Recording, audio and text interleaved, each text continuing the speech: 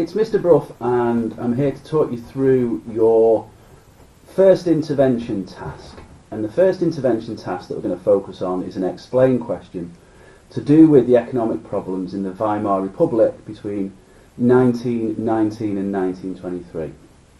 The way we'll do this is, first of all, we'll take apart the question so we understand what the question is asking us. Then, after that, I'll talk you through some notes so you understand about the economic problems of the Weimar Republic.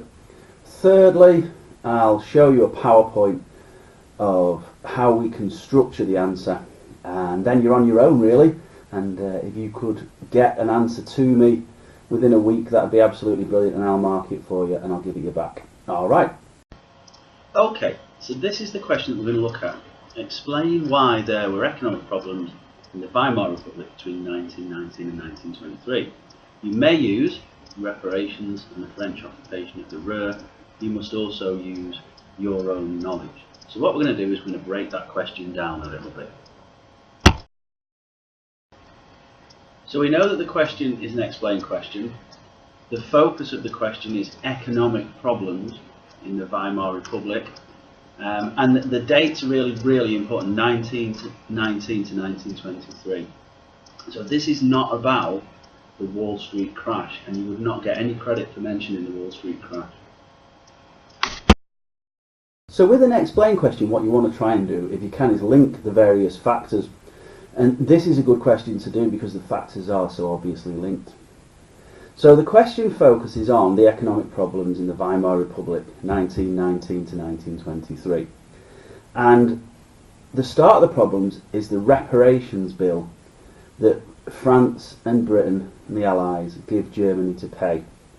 Now that bill is £6.6 billion. Germany's told that they have to pay that in 1921.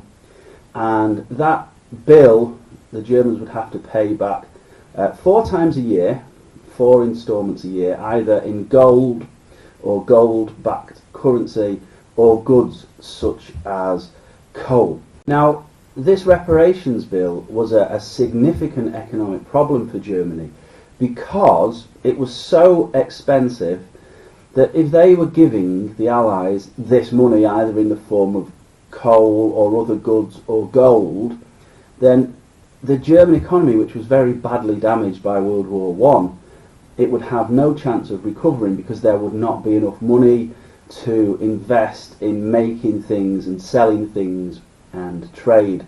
So this reparations payment was a significant cause of problems for Germany, cause of economic problems for. So the Germans made one payment in 1922, and they couldn't really afford to make any more payments. So in December 1922, they had told the Allies that they weren't going to pay any more. And what the French and the Belgians did is they invaded the Ruhr region of Germany, which is where the industry was, to take back goods, coal, iron, steel, as compensation really for the Germans not paying their reparations. Now if you remember, the German army was only 100,000 strong, so there's no way the Germans could resist with their army. So what the German government came up with was a system of passive resistance. The Germans wouldn't cooperate with the French or the Belgians. So the Germans basically went on strike.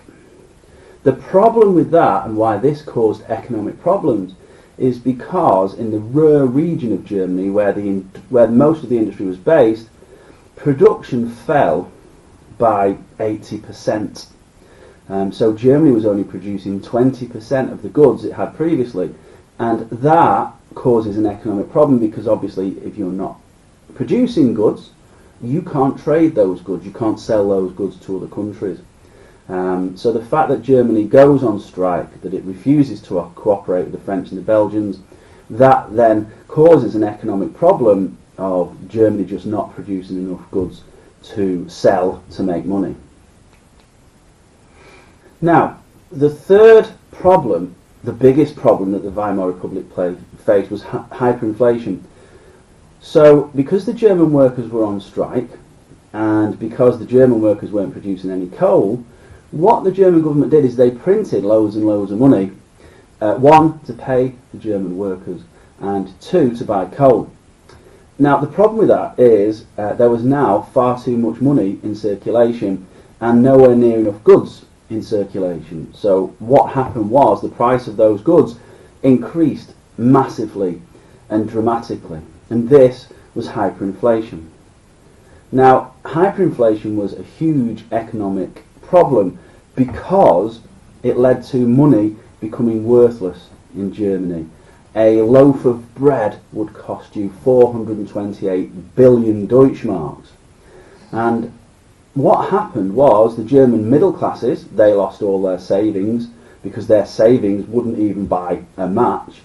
And Germans who were on pensions, either pensioners or war widows or injured war veterans, their pensions became worthless as well. And so hyperinflation is a massive, massive problem for Germany because its economy is ruined and money has become worthless.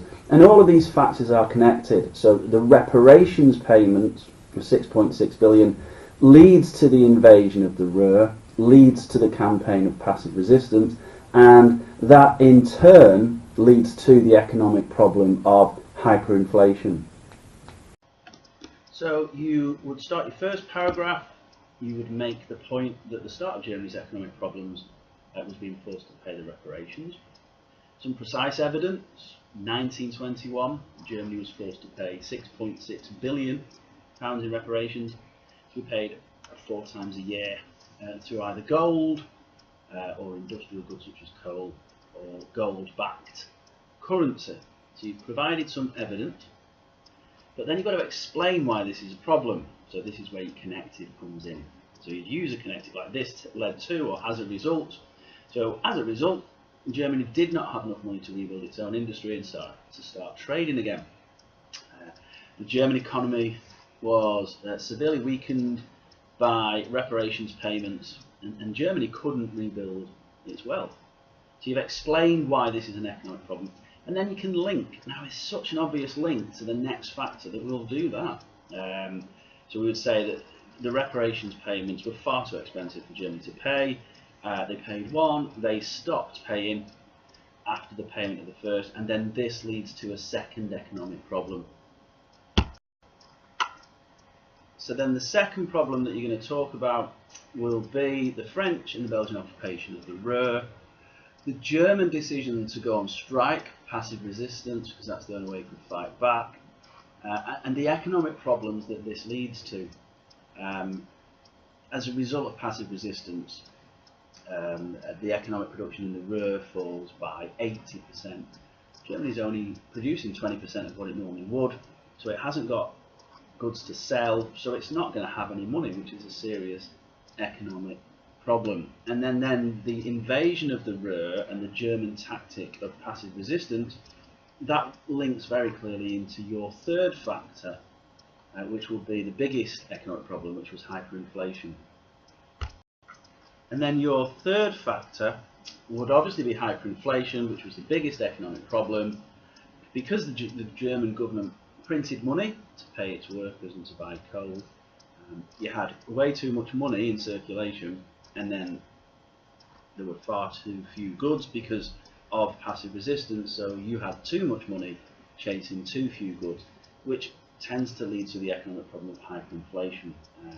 So by the end of November 1923, a loaf of bread cost something like 428 billion Deutschmarks. Okay? As a result, this leads to money becomes worthless. The middle class lose all their savings. They may have saved 10,000 Deutschmarks, but what does that buy now? It doesn't even buy a match. Pensioners there, whether it's a war widow, something like that, their pensions become worthless. And then you can link all of that finally back to the question. Okay, so have a go at answering the question. If you want to type it, that's absolutely fine. It might be good to type it because then as you are writing it out, you can review it and you can amend it, you can make it better. And when it's done, hand it in to me. If I give you a week to do it, and then when it's done, hand it in and I'll mark it. Have a go at doing 3 paragraphs. I know I said you could get 8 marks from doing 2, but seeing as you've got all the information, you should have a go at trying to do 3 paragraphs. And if you get stuck on anything, then just come and see me. I will put the support resources on Bloodle